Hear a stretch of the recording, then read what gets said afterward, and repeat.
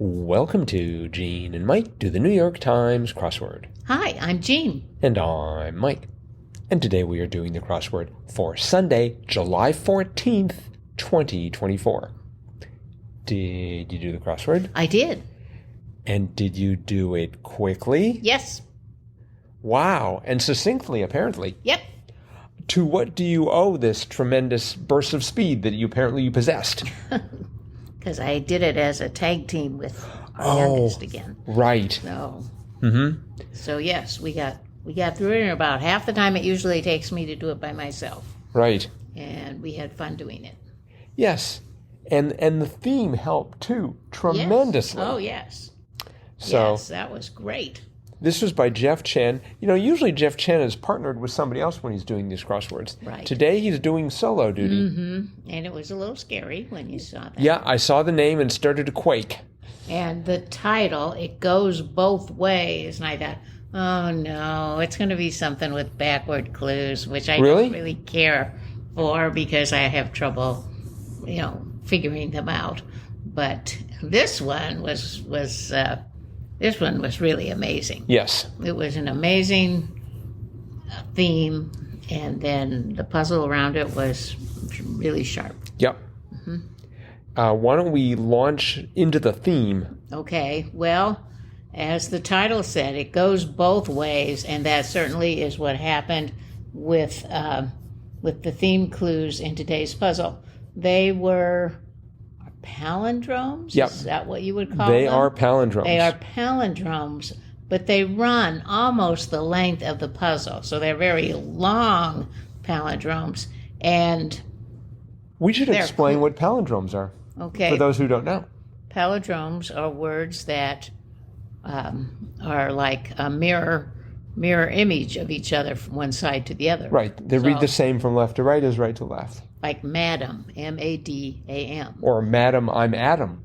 Yes, Madam, I'm Adam. That's true. So anyway, that's what a palindrome is. And all the answers were palindromes, and they were very complex phrases that answered rather punny clues. So, for example, the first one was 22 across. Rock group clashes over album art. And the answer to that was CD case divides AC/DC. So the CD case, which was the album art, divides AC/DC, which is, of course, a rock group. Right. So anyway, that was the caliber of the answers that you had in this puzzle. It is just amazing to me that if you read that from right to left, you get CD case divides AC/DC. That's right. That's right. And then the next one was 36 across. Humble post-game summary from an Indiana basketball player. And that was Pacers selfless recap. Pacers selfless recap. I am in awe. Amazing. Amazing. Selfless is almost a palindrome by itself, but it needs another S at the beginning. So, but right. Pacers selfless recap. So, and you read them and they don't sound like they're very complicated, but they really are quite complex. To make palindromes out of them, I wonder how long it took Jeff Chen to do this. I don't know. So anyway, 63 across, slangy request to a German to play it cool. And that was Klaus act casual, K? Klaus act casual, K? Like okay at the end, but just K. You can't criticize any of these palindromes because they're simply stunning. Yeah, 74 across. What happened when the bust went sideways? And that was Narc. Narc in a panic ran. Yes. Narc in a panic ran. So I might as well do the last two because they're just as amazing. 99 across. Headline regarding a children's author controversy. And that was Seuss igniting issues. Seuss igniting issues. It must have taken forever to figure out the clue to go along with that palindrome as well. Uh-huh. And then finally, 118 across, voice-activated order for cabbage or soda bread. And that was Irish side dish Siri. That was the best one, I thought. Mm-hmm. Irish side dish Siri. So anyway, the great thing about this theme was if you got some of the letters at the beginning of the theme clues, you could just automatically put them at the end because you knew they were palindromes. So yes. You could put them in their order at the end, or vice versa. If from the down clues you got some of the letters toward the end of those theme clues, you could insert them into the beginning where they belonged to create the palindrome. Exactly.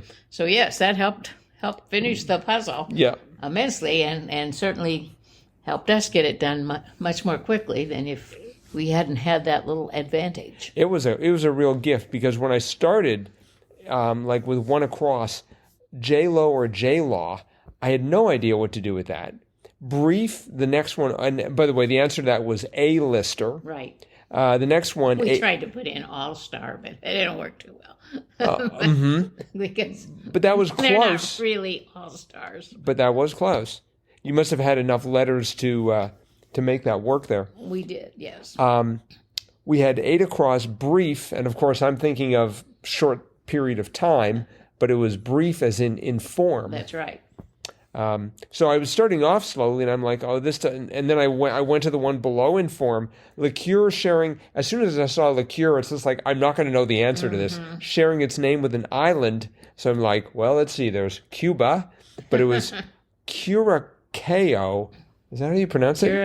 Curacao, I think.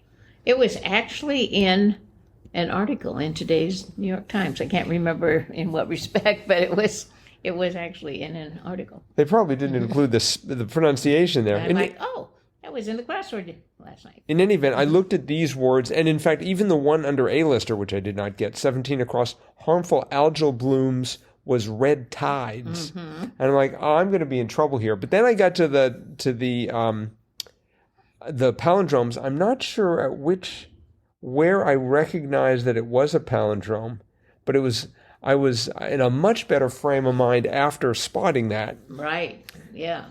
So, let's see. One thing that I noticed that was sort of fun, I just like looking for patterns. 2 down, certain flat screen for short was LED TV. And then we had 68 down, unfairly enticed led on.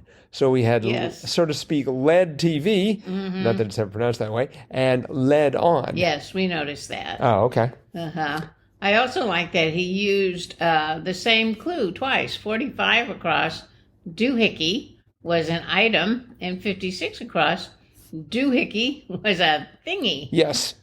Boy, I had trouble spelling thingy because I temporarily left off the N, so I had Thigie, Thiggy. Oh.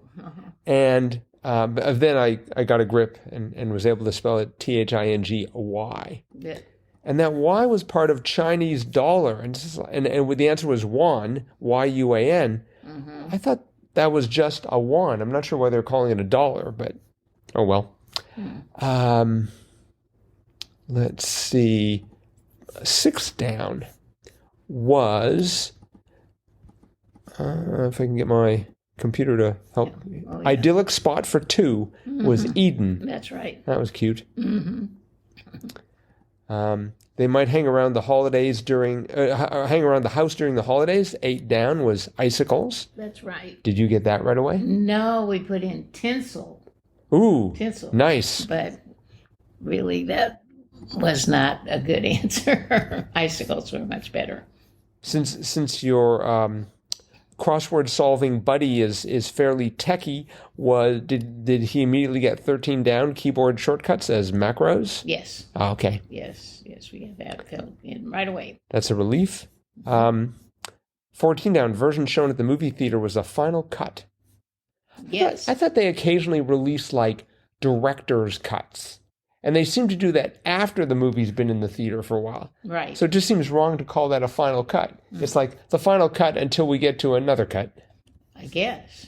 I don't know. But They also, 41 down, I thought was funny. They put in many a dad joke pun, which we also got right away. But since most of these answers were sort of puns to rather ridiculous questions, I thought that was apropos. yes.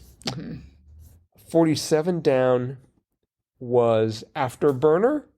And that was Ember. That's right. Thought that was quite good. Yes. And I was able to suss out the next one. 62 down, having mucho dinero was rico, which I take it is Spanish for rich. That's correct. Finally, a cognate that I can spot in Spanish. It's about time. Let's see. 75 down, ABA member. Abra was an ATT, an attorney. I guess that shouldn't have been too surprising. And trying to think what else. Did you know, I guess it was 66 down, and that was Blank Felton, title detective of the Puzzle Lady Mysteries. I did not. Cora Felton. I did not know that. Oh. No, we had to get that from the crosses. I just assumed you'd know her. Nope. Okay. Nope, I don't. How about 85 down? 85 down being Nabisco treat with ice cream and cookies, Oreo cone. Oh, that sounds good to me. Uh-huh. No, I didn't know that. Okay. We had the cone, but I was like, well, it could be sugar cone, wafer cone. Trying to think of all the different kind of cones, but then it was like, oh, Oreo cone. I'm assuming this is something you would find in the frozen food section. Yeah, probably under the novelties there. Yep. I'm going to have to go check that out. Yep. That should be funny. It would be funny if it was like, Oreo cones brought to you by the New York Times crossword. I mean, really, they ought to start getting the New York Times crossword on the Oreo boxes. It just seems right. Well, it does. I mean, And- they show up so often. And for all the advertising that the New York Times provides to Nabisco, I think Nabisco should put the New York Times info on their package for free. Well, and not just Oreos, but like Oreo cones, like we had, or the cereal, Oreo-O's. Yes. And so, yeah, I've learned more about Oreo products than I ever would know, thanks to the New York Times crossword. I wonder if the Oreo O's, the cereal box is like some of those other cereals that they have like some famous sporting figure or something on the front. They could put Joel Fagliano, They the editor of the New York Times crossword. That's right. Or they could put Jeff Chen, for that Chen, matter. for that matter, He's pretty yeah. famous. Uh-huh. They could have him, I don't know, with a quill or whatever it is that he writes his crosswords with. I'm going to assume it's not a quill. A computer, no doubt. Jeff, if you happen to be listening, let us know. crosswordpodcast at iCloud.com. 98 down, we have a repeat. Singer Blank Lipa. That was That Dua. one right away. She's back. She was just there yesterday. That's right. Man, when you have a U and an A and a D, people just want to use your name. But wasn't it Lipa that was in? Oh, was it? I can't remember. Oh, but could have been. I think it was. I think it was Dua Blank. And today it was Blank Lipa. I bet sometimes it's Dua, sometimes it's Lipa. I bet sometimes it's Dua Lipa. Could be. And not only is it a could be, we can find out for sure because we have Xword Info or xwordinfo.com at our disposal. Dua has shown up 7 times. Lipa has shown up 13 times. And Dua Lipa has shown up 4 times. Wow. If she had a middle name, we could have doubled the number of, Well, it's a great crossword name when you think about it. Dua Yeah. Lipa. Mm-hmm. It's got all kinds of common consonants and many verbs. that's what many vowels. Or vowels, yes. That's what her parents were probably thinking. Probably. She'll get in the New York Times crossword someday. That's right. And of course, That's probably not her the name. Nabisco people, when they picked Oreo, were just like high-fiving themselves. It's immortality for us as far as the New York Times is concerned. 96 down was Guts. and I had it starting with IN, and I went for innards. Oh, me too. Oh, really? Yes. Okay. But it turned out to be insides. They were a little more pedestrian there, yeah. Mm-hmm. Not too exciting. I had, considering my astronomy bona fides, I had a lot of problems with 127 across. Pair in a telescope. Lenses. Yes. You know, I'm so used to thinking about telescopes as having mirrors. Oh. Just like, okay, actually, what I was doing at first, I was looking at telescope, and I thought, oh, it's going to have long E's. Of course, all the E's are, first of all, there are 3 E's in telescopes, so that was a problem. And they weren't long, they're short E's. Mm-hmm. So I did not... that wouldn't work. Nope. It was lenses. I had to figure out 102 down. Groundbreaking vet legislation of 1944, the GI Bill. Oh, right. That took a bit. A few days ago, we were talking about doing, I think, the limba under a tie, and we had today 114 down, skinny pieces of clothing, ties. That's right. That's sort of a really demeaning way of thinking about a tie. Skinny clothing. Yeah. There's a lot of loathing in that discussion of clothing, I think. But also in a New York Times article, they were talking about the actress Zendaya, I don't know if that's how she pronounces her name, but she was wearing Ralph Lauren at Wimbledon, and part of her outfit were skinny ties. Really? Yes. Mm-hmm. Multiple ties? Well, I guess she was there several days. I see, okay. She was modeling his ties. And of course, he's famous for his ties, but not for women, really? For men. You know, he was the one who kind of started the idea of men having colorful ties, not just, you know, ties that were black or navy or something. You know, you could have a pink tie or a yellow tie, and he kind of started that trend. But so I was going to try to see if I could find a picture of her to see what kind of ties she was wearing, but they were Ralph Lauren. Mm-hmm. I'm trying to remember what was the last century that I wore a tie in. You wore one to our wedding. That's the last I remember. All right. What about when the Wright brothers were taking off? I think I was there with a tie. If you look closely, I was waving them on. 119 down. Bird with 4 WNBA titles was Sue. Sue Bird. Sue Bird. And I checked. No relation to Larry Bird. Oh, no. Because that was my first thought. It's just like, oh, Larry had a daughter. No. So I gather you're familiar with Sue Bird? Yes. Okay. And obviously must be. Did Larry Bird spell his last name B-I-R-D? Or yes. Did he? Okay. Yeah, I know. I was trying to decide if it should have an I or a Y, but apparently it was with an I. Okay. Right. Yes, his grandparents came over from Ukraine, and the initial name was like Bordra or something like that, like Bordra, and at Ellis Island it became Bird. Oh, of course, yeah. So, all right. Well, I think that is it for today. Heads up that tomorrow we're going to have an interview with the author of tomorrow's crossword. Woo-hoo. So it's going to be quite exciting. It's going to be an asynchronous interview.